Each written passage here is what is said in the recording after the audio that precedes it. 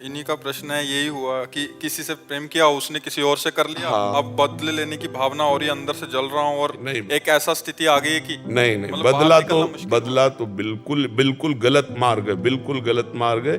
चुपचाप सह जाओ और अपनी गलती मानो, अपनी गलती मानो कि हम बिना पहचान किए, बिना परिचय किए इस तरह से तमाशा देख डाला। नहीं तो किसी से प्यार करने के पहले कुछ दिन तटस्थ भूमिका निभाओ, देखो व्यक्ति का स्वभाव क्या है। केवल वो तुम्हारा शोषण करना चाहता है कि प्यार करता है? वो जो तुरंत हमारे आकर्षण में आकर तुरंत हैवी प्यार दिखाने लगे, समझ लो ये व्यक्ति प्यार नहीं कर रहा, ये केवल वासना का भूत है, अपने भूत मिटाना चाहता है, चाहे लड़की हो चाहे लड़का हो। हम प्यार करने के लिए कभी मना नहीं करते, लेकिन किसी एक को चयन करो और आजीवन निर्वाह करो, तब तो तुम्हारा प्यार पवित्र और सुरक्षित माना जाएगा।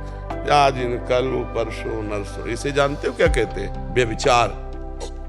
जो कई पुरुषों से संबंध रखे उसे क्या कहते थे हमारे समाज में?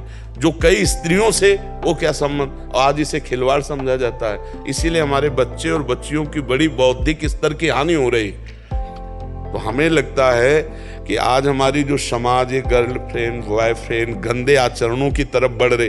फ्रेंड बनना कोई हम निषेध नहीं करते, दोस्त तो स्कूल में 50 होते हैं, नहीं होते, लेकिन दोस्त का मतलब व्यभिचार तो नहीं होता ना, दोस्त का मतलब गंदा आचरण तो नहीं होता ना। तो आप गंदा आचरण क्यों करते हो? दोस्त बनाओ, दोस्त तक रखो, और जब आपको इस कार्य में उतरना हो तो माता पिता को सम्मिलित करो और पाणी ग्रहण संस्कार करो, फिर जाओ गृहस्थी में आनंद लो।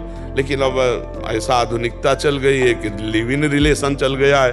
वो पति वरण करेगी तो वो पति के साथ रह पाएगी, या ऐसा पुरुष पत्नी को अपने प्राण प्यारी मान पाएगा? तो अब जब ये नहीं होगा तो कलह अशांति और सब बढ़ता ही चला जाएगा। अब भोगों में सुख है नहीं। अब नए नए बच्चे जब भोगों में उतरते हैं तो सुखानुभूति होती नहीं है, तो फिर व्यसन करते हैं, ड्रग्स है, गांजा है, चिले, ये सब जीवन बर्बाद हो रहा है। तो आप लोग जैसे विज्ञ जन हैं, संभालो हमारी नई पीढ़ी को। महाराज जी, ये भी बहुत बड़ा कारण हो जाता है कि फिर शरीर को नष्ट करने का, कि अभी रहा नहीं गया, मानसिक तनाव से बाहर नहीं आ पाए, फिर एक बहुत नहीं, हम समझ रहे, हम उसमें घुस के समझ रहे। जैसे बच्चे बात करते हैं ना, तो इनके हम दिमाग में घुसते हैं, इनके दिल से दिल मिलाते हैं, तब छरछरा उठता है कि यार इसकी स्थिति क्या होगी, क्या हो। अब एक कोमल हृदय, मतलब सरल हृदय, चाहे लड़की को चाहे लड़के को, अब नई अवस्था है, अब उन्होंने दे दिया, अब वो तो जी जान से प्यार करता है, वो देख रहा, उसके साथ हंस रही, उसके साथ बात कर रही। अब वो कह रहा है तुम उसके साथ क्यों बात कर रहे, तो क्या तुमने हमें खरीद लिया है क्या? अब उसके जो हृदय में बीतती है, क्योंकि उसने आसक्ति कर लिया ना। आसक्ति का मतलब होता है कर लिया, अब वापस होना मुश्किल है। जैसे दलदल में फंस गया, निकलना मुश्किल है। अब वो आसक्ति से पीड़ित है तो नशा करे, और नशे में अपने को व्यतीत करे तो फिर और परेशानी होती। बहुत सोच समझ के, बहुत सोच समझ, ये जीवन नष्ट होने वाला नहीं, ये जीवन खत्म। दूसरा तीसरा, हमको जीवन का तार तोड़ना है, दुख और सुख के ऊपर उठना है, हमें महान बनना है यार। इसलिए नाम जप करो, और ये कभी ये तो सोचना मत, बुरा स्वप्न मान के छोड़ दो। कभी सामने भी दिखाई दे तो मत, कभी नहीं, ऐसा कभी मत करना, नहीं जीवन बर्बाद हो जाएगा, जेल भोगोगे, नरक जाओगे। समझ रहे हो? ऐसे कोई ना कोई फिर तुम्हारे भाग्य के अनुसार मिल जाएगी। ब्याह करो, आनंद से रहो, समझ रहे हो? गलत कदम मत उठाना। ऐसा होता है, इसीलिए जब बच्चे बड़े की बात नहीं मानते। हाँ बिल्कुल, माता पिता का अनुशासन बच्चों को मानना ही चाहिए, मानना ही चाहिए। तो सर ये है कि मैं जिस ऑफिस में हूँ उसी ऑफिस में वो भी हैं। अब ये हो गया है कि मैंने घर पे बात कर ली थी, उसके बाद अब उन्होंने बदल, बहुत कृपा हो गई बच्चा, नहीं ब्याह होने के बाद बदल जाती तो फिर क्या होता? बहुत कृपा हो गई। इस पे प्रसन्न रहो कि बुरा संग होने के पहले हम बच गए। भगवान की कृपा मनाओ ना, और उसको प्रणाम करो कि आपने असली रूप बलिया पहले दिखा दिया, बाद में दिखाती तो हम किसी काम के नहीं रह जाते। इसलिए उसी ऑफिस में जाना पड़ता है। कोई फर्क नहीं पड़ा। अरे कोई नहीं, बहादुर बन रे, बहादुर बन, तू दिखा कि मैं तेरे से अच्छा हूं, मुझे तेरी जरूरत नहीं। और जब दोस्त हंसे तो तुम भी हंस दो यार, पागलों के बीच में हंसने में क्या जाता है? क्या जाता है? और उसको बुरा थोड़ी माना जाता है। मस्त रहो, जिंदगी को आनंदमय बनाओ।